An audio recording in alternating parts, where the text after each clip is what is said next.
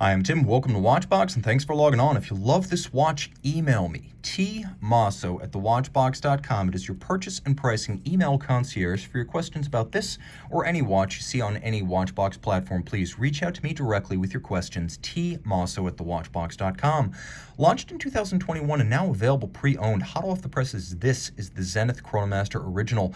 El Primero powered, this is a watch that harks back to 1969 and the historic reference A386, an example of which was taken from the company museum and laser scanned to make this watch true to history.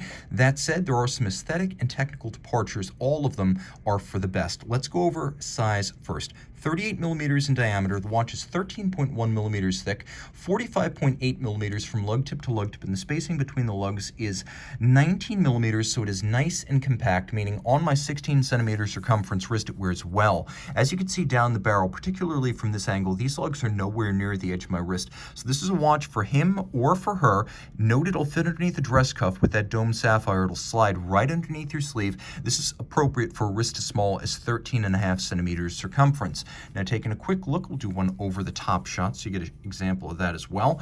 Taking a quick look at the strap, it's a nice piece. Zenith Factory, suede blue leather, calfskin. There's a contrasting binding for a vintage look, and then it's sheer cut, showing you many layers of leather. It is thickly cut and substantial. There's a rubber inlay on the bottom to protect the leather from the heat, oil, moisture, sweat, and grit of the wrist, and it also wears very comfortably, as rubber is what touches your wrist.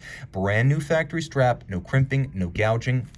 Zenith factory piece, as you can see, and then we have a double deployant trigger actuated stainless steel clasp. So you could use Zenith is using ceramic pin snaps, those little balls inside, to ensure that the tolerances remain snappy over time, as the steel cannot wear down those pin snaps. The ceramic cannot be worn down. It is a twin trigger release, so it can't pop open accidentally, and you can see externally it is both satinated and polished for beauty. Satinated on its flank as well. Taking a look at the case, true to history. The first thing you'll notice that it's relatively simple, and like a lot of vintage or vintage-inspired watches, it has a narrow case band. The case back is stepped in. There's a little bevel along the side, satinated lug hoods, and there's an undertuck and a squared-off profile to the lugs at their ends, with vintage pump-style pushers, the Zenith star logo on the crown.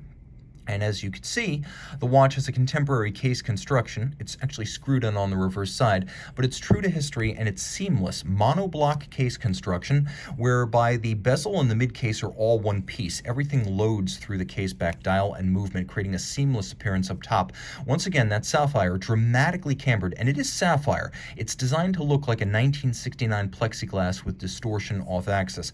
The dial clearly drawn from the A386 with the overlapping tricolor registers, but we also have some evolution here, as historically the Zenith El Primero has beat at 10 beats per second. It was the first integrated high-beat automatic chronograph caliber back in '69, but it is difficult to read those tenths of a second when you're only looking at conventional seconds with hash marks on a conventional dial. So at the turn of the 2010s, Zenith launched this, the striking 10th complication, which spreads 10 seconds over 360 degrees of the dial, which means it's relatively easy to read 5 seconds or 6 seconds and fractions of second. For example, if I want to read tenths of seconds, I can see right here that I've got 7 seconds and 1, 2, 3 tenths of a second. It's just easier to do with bigger targets for your eyes to register. It also looks spectacular, as it is a foutriant hand that you can run more or less full time.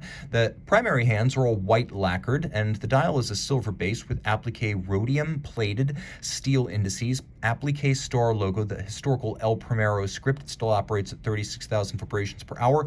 You can see there is a black track inboard of the striking 10th, making for a nice contrast, and all of the sub-registers are slightly sunken.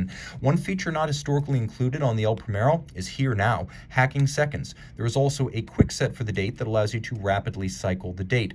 The watch is still column wheel and lateral clutch. Flip it all over, we have the El Primero caliber 3600, launched in 2019 for the 50th anniversary of the El Primero. It is effectively the long-awaited El Primero 2, so automatic winding, but now with a 60-hour power reserve, still beating away at 36,000 vibrations per hour.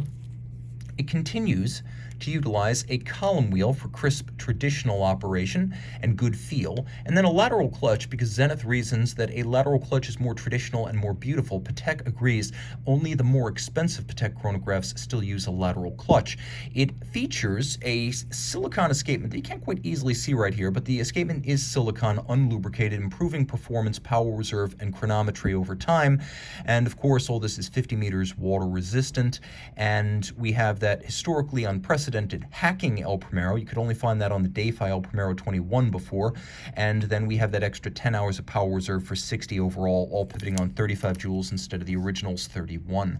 Reach out to Tim Mosso at thewatchbox.com for purchase and pricing details of this El Primero powered Zenith Chronomaster Original.